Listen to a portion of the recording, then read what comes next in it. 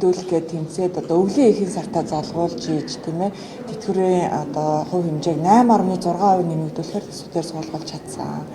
Тэгэхээр ахмадуудаас баярснаа илэрхийлэх хэрэгтэй. 689 мянган төгрөгийн тэтгэвэр авч байгаа ахмадууд маань байна. 577 мянган төгрөгийн тэтгэвэр авч байгаа ахмадууд маань байна. Эдгээр хүмүүст маань 8.5% нэмэгдэл бол хаанаач хүрэхгүй байна. 40 мянган төгрөг 55 мянган төгрөгийн нэмэгдэл болж байгаа. Тэгэхээр ерөөсө 600 мянган төгрөгөөр энэ ахмадууд маань одоо гурил будаа талах тайраа төлөө нүрсээ яаж бэлтэх вүлээ. Дээрээс нь 50-60 мянган төгрөгийн нэмэгдэл хаанаа өрөх вүлээ гэдэг асуудал байна. Ахмадууд маань энэ удаан хугацаанд тэмцэхдээ нэг л үг хэлсэн. Бид нэр үлсгэлэн зарлахгүй. Гэтэ тэрнгүү бид нар өсөж байгаа гэж хэлсэн.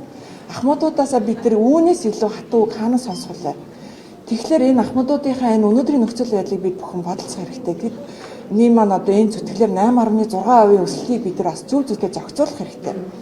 Өнөөдөр нийт тэтгэвэр авж байгаа 412 мянган одоо ахмадуудын маань 7% нь 2 сая төгрөгнөөс дээшээ тэтгэвэр авж байгаа. Тэдгээр хүмүүсүүд маань 8.6% нь хамаагүй өндөр буюу 2 сая төгрөгийн тэтгэвэр авж байгаа нэг иргэнд олвол 170 мянган төгрөг, 3 сая төгрөгийн тэтгэвэр авж байгаа хүнд нь 250 мянган төгрөг нэмэгдээд байгаа. Гэтэл бага тэтгэвэр авж байгаа хүмүүсүүдийг бид нар харж байгаа.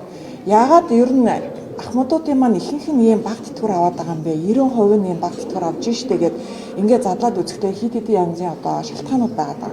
Нэгдүгээрт нь бол одоо энэ хувь тэнцвэрсэн тэтгэвэр буюу за ажилласан жилд хүрэлцэхгүй байгаагаас болоод хувь тэнцвэрсэн тэтгэврээр тогтоолгож байгаа бага тэтгэвэр авж байгаа иргэд маань байна. Түүнээс гадна бас 90-д онд ажиллаж байсан 2000 түүнээс өмнө хугацаанд ажиллаж цалин тэтгэвэр тэтгэмжээ тогтоолгосон ахмадуудын маань тэтгэвэр нь тухайн үеийн цалингийн одоо ханшийн масштабаас шалтгаалаад одоо маш бага тогтцсон. Тэгэхээр өнөө цагийн одоо бид нар энэ их инфляц өссөн, цалин өсний хэмжээ өссөн, бараа бүтээгдэхүүний үн өссөн үед тухайн үеийн одоо ханшийн энэ цалингийн хэмжээгээр тэтгэврээ тогтоолгосон ахмадууд маань өндөө бол одоо бас нийгмийн болол маш их анхаарал хандуулах ийм одоо хэсэг болчиход байгаа.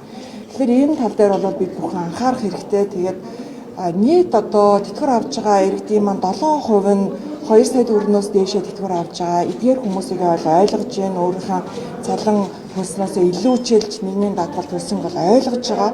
Гэхдээ бас 90%-ийнхаа ахмадуудыг бид нар бас бодолцоод энэ тал дээр бид нар бас уян хатан ажиллах шаардлагатай гэж ингэж үзэж байгаа. Тэгэхээр сая бол бид нар төсвийн тухай хууль дээр бол 8.6%-ийг нэмэгдүүлж чадсан.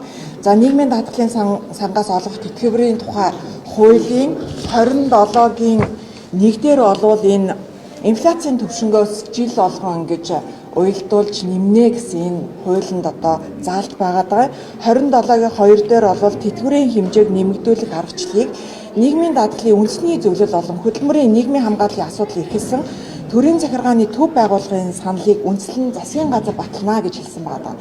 Тэгэхээр энэ аргачлалын дагуу засгийн газар мөн одоо хөдөлмөр нийгмийн хамгааллын яамныхан энэ аргачлалаар энэ хувь хэмжээг одоо тэнцвүүлэх мөн бага одоо тэтгэвэр авж байгаа ахмадуудыгаа одоо тэтгэврийн тэнцвүүлэх тал дээр илүүтэй анхаарч ажиллаа.